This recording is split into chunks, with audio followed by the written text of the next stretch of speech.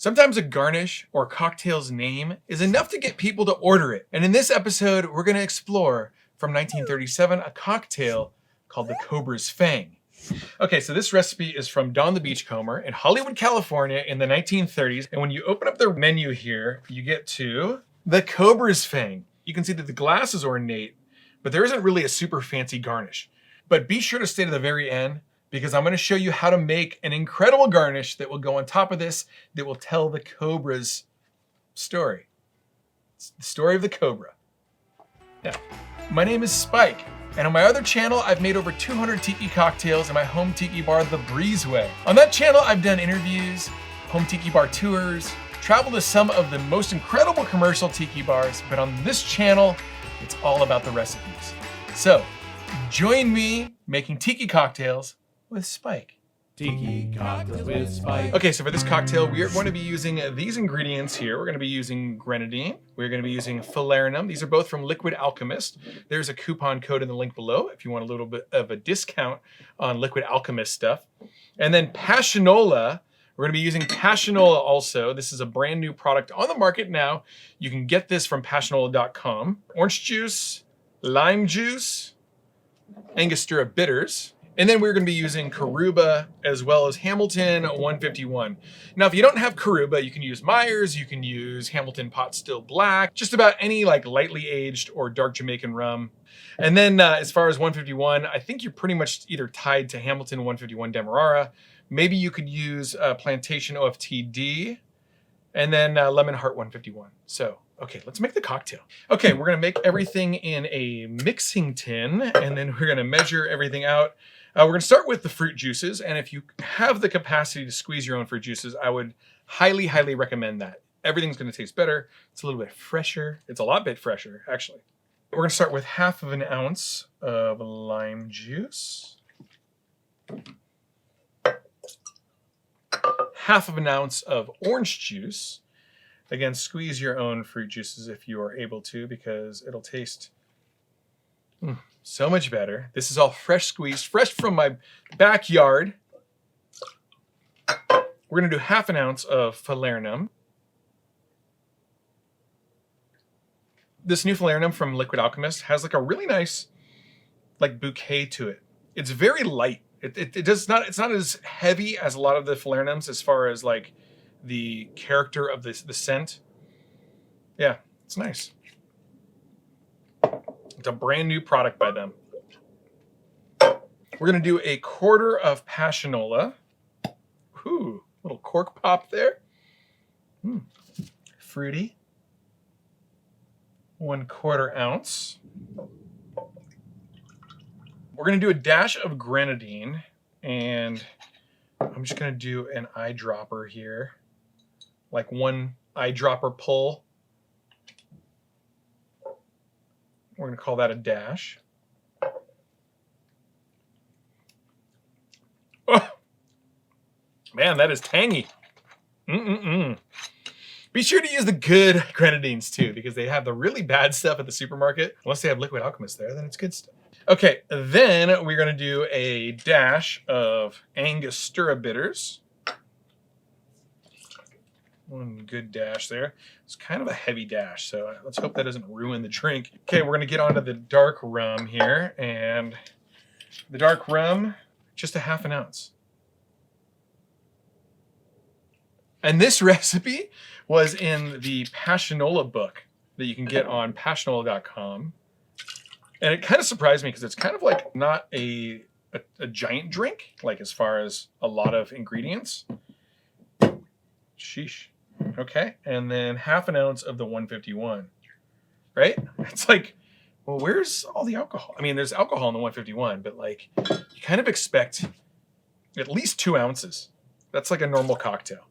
Okay, and that is the drink right there. And to stay faithful to the plan here, we're gonna use a vintage style Hamilton Beach mixer. If you don't have like a 1930s era Hamilton Beach mixer, you can go on Amazon and you can find them there. There will be a link in the description below of like a couple of these things that I recommend. If you can find a vintage one, that's the way you want to go. They're just built better, you know? Let's do a couple scoops of pebble ice. We're just gonna do this for about 8 seconds.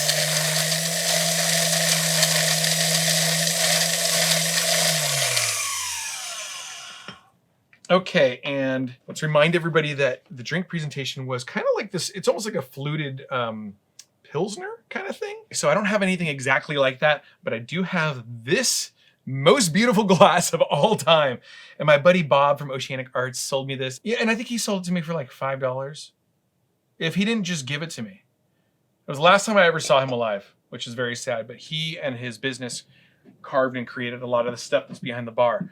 This isn't a set. This is my life. And I've collected all these pieces over the years. And it all sets the stage for Tiki. And the whole idea behind like the Cobra's Fang name is that it's supposed to be dangerous, you know? Like you don't want to encounter a cobra. They're dangerous. So cocktails with those kinds of names, Cobra Fang, live in this kind of environment so well, don't they? And especially think about that, 1937 in Hollywood. Like, who was drinking those cocktails? Howard Hughes?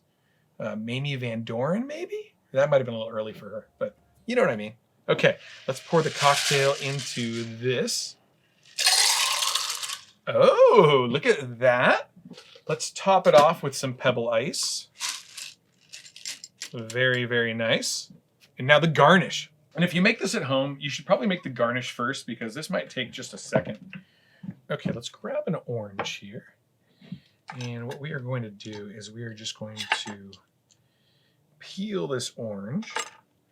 Dude, I am so bad with the peeler. They make me so scared. Okay, we're just gonna peel this. And you kind of get points if you can really like make it a long, long peel, and you'll see why in just a second. Okay, once we have this long peel, let me put this back over here. What we're gonna do is we are going to make a snake. We're gonna make a cobra's head. So let's start by making a tongue. So we are going to make a little line and then a little triangle pointed out. And then on the inside of this triangle, another triangle. Okay. See what we have so far? Can you see that? Okay. Now, ooh, wrong side of the knife. We're gonna make 2 cuts. We're gonna go out, and we're gonna go out. Careful if you're using your non-dominant hand. That was really scary for me. And then the snake's head is kind of gonna be a diamond.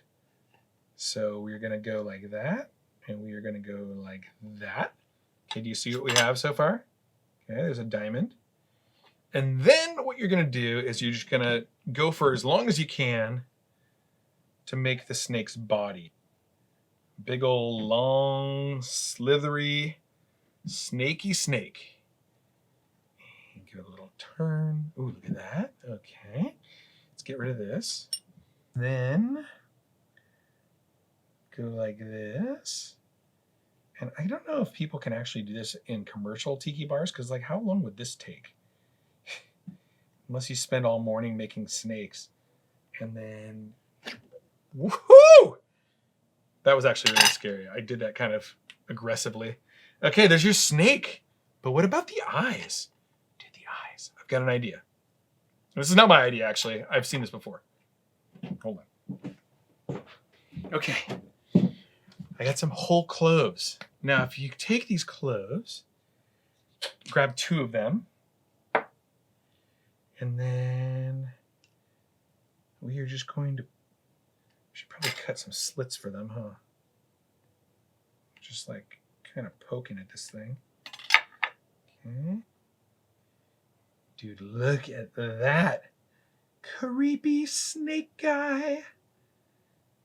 Look at that. It's a snake. Dude, look at this snake that we've made. Amazing. I'm gonna do a little more ice up on top. We're gonna do a little bit of a dash of Ango on top, just to give the ice a little bit of color up here. Okay, very nice. And then we are going to grate some nutmeg on top of this. This is the fanciest Cobra Fang that's ever been devised. Can you imagine them doing this in 1937? We got our snake. Put a piece of cinnamon in there. So when you bring the drink up to your nose, you get a little bit of whiff of cinnamon. And then we'll also have nutmeg as well. And then to take it even further, what modern bartenders are doing these days is we will just torch the end of this guy. This is one of my favorite smells in the whole world. It smells like Tiki Bar, Smuggler's Cove, or Strong Water. Look at this. Okay.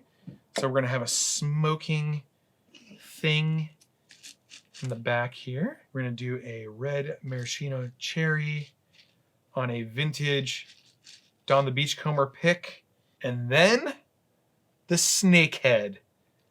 And we're just gonna wind the snake around this, down off the back here. Now, if your guests at home aren't impressed by this cocktail, you should throw them out by the back of their pants, because this is the fanciest drink I've ever made myself. Dude, look at this right here. Can you even believe how beautiful that is? Oh my God. I can't even wait to taste it. You've got the cherry, you've got a smoldering cinnamon stick, and this amazing little snake dude. Okay, let's give this a taste. Cheers. Oh, what an incredible cocktail that is. You get the base of the orange juice and the lime juice, which sets a very nice scene for the plot of the cocktail. It's the falernum. It's like a hint of grenadine. It's the rums working together. What a tasty, tasty cocktail. What I've always said is that if you go to a bar and you order a cocktail again, that is a sure sign that it's a great cocktail. And on this channel, in this series, we are going to be doing something called Would You Order It Again? So if I got this in a bar, would I order this again? Yeah, for sure. It's tasty. It's so good. It's light, it's fruity. You know that there's like a little bit of alcohol in there. I mean, it's only 1 ounce of alcohol, but one of those halves is a 151. So there's like a little bit of fire behind it. I've made them in the past, and I made them with the Beach Bum Berry app before, where the recipe is like a little bit more potent. It's a little more aggressive. My favorite thing is you really smell the burning cinnamon as you bring it up to your nose. And I should mention that one of the overwhelming tastes that I'm getting here is the Passionola. It's like really good. You can just, it wasn't a ton, but it was in there and it was delicious. So if you're looking for a vintage style tiki cocktail that is not going to get you super wasted, I mean, we'll see, right? But there's not a ton of alcohol in here. So if you're looking for something like that, this might be the answer for you. If you want something with a little more heat to it, go to the App Store on the iPhone, download the Beach Bum Berry Total Tiki app, and they have a great recipe for this there, which has a little more rum to it. So I can't wait to make more of these videos. If you've enjoyed this episode, please be sure to share it. Share it with everybody that you know, anybody that you think would find this interesting. That's the best way you can help grow this brand new channel with like the vintage Don the Beachcomber cocktail pick, the bright red cherry, the smoldering cinnamon stick, and the little snake dude. If you enjoyed this episode, click this episode right here for an even more weird cocktail garnish. Aloha.